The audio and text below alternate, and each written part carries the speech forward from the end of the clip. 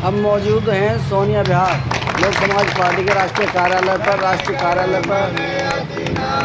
Party के राष्ट्रीय अध्यक्ष एडवोकेट गौरी शंकर शर्मा जी ने ध्वजारोहण किया। साथ में गणमान्य लोग सभी साथ में रहे।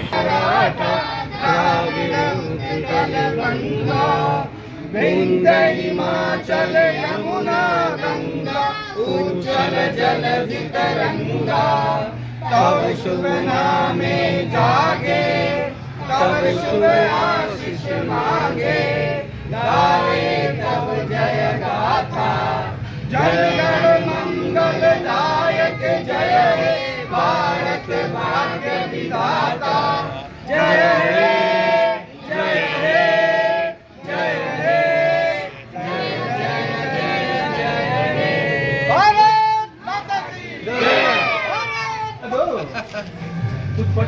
जश्न आज़ादी स्वतंत्रता दिवस का मौके पे क्या मैसेज देना है आपको? जश्न आज़ादी तो ठीक है, लेकिन हमारा बहुत बड़ा देश विकसित भारत की कल्पना से बहुत दूर है।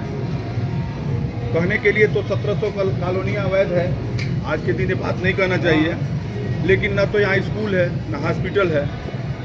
5 किलो राशन से क्या देश विकसित भारत बनता है? ऐसा कुछ नहीं। ये सब झूठ है। टैक्स के बल पे कब तक सरकार चलाएंगे? आपका सवाल बिल्कुल जायज़ है कि गवर्नमेंट इतना टैक्स आपसे मांग रही है, कुछ बचता नहीं आपका। गरीब आदमी बेरोजगार घूम रहा है, क्रय क्षमता घटता जा रहा है। विकसित भारत का कहाँ से परिभाषा हो गया है? बिल्कुल छलावा है।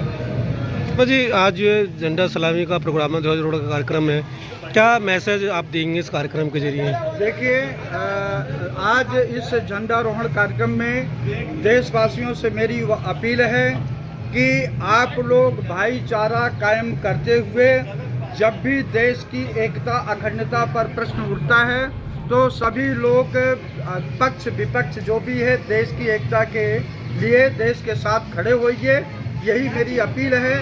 और कोई भी चाहे संगठन हो या सत्ताधारी और विपक्ष के लोग हैं, अगर संविधान के हिसाब से काम नहीं कर रहे हैं, देश को दूसरी दिशा में ले जा रहे हैं, तो उनसे भी मेरी अपील है कि उसके लिए भी आप लोग खड़े होइए, संविधान को बचाइए, देश की एकता अखंडता को बचाइए।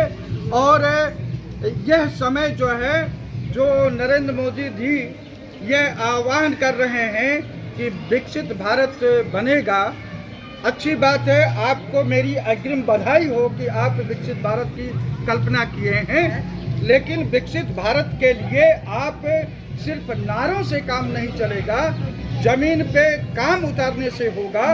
और उसका मूल संरचना यह है कि इस देश के लोगों का पर कैपिटा इनकम $18,000 होना चाहिए पर मंथ, और करीब 30 लाख ट्रिलियन डॉलर ये होना चाहिए। आप जो है इस पर कैपिटा इनकम को बढ़ाने के लिए, आम जनता को बढ़ाने के लिए उस दिशा में काम करें।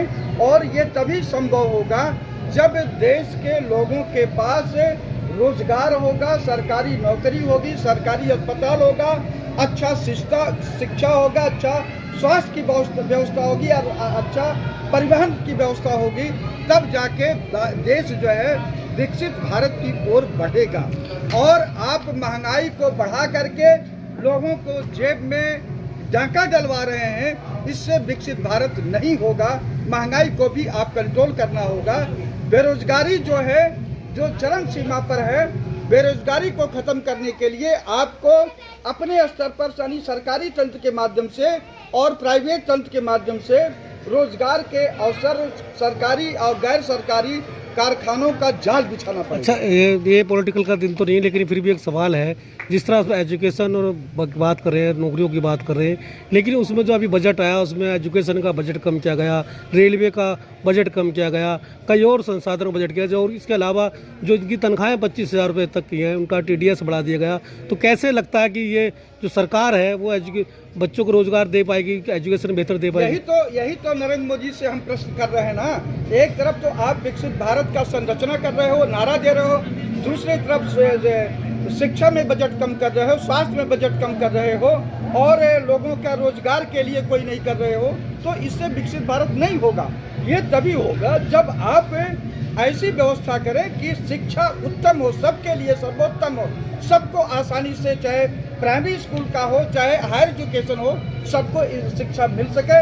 स्वास्थ्य जो है ऐसा ना हो लोग अपना घर द्वार बेच करके अपने को स्वस्थ रखें। सरकारी अस्पताल को बढ़ाइए, सरकारी अस्पताल को ढांचा मजबूत कीजिए, तब जा करके होगा। जी बहुत बहुत शुक्रिया। जी धन्यवाद।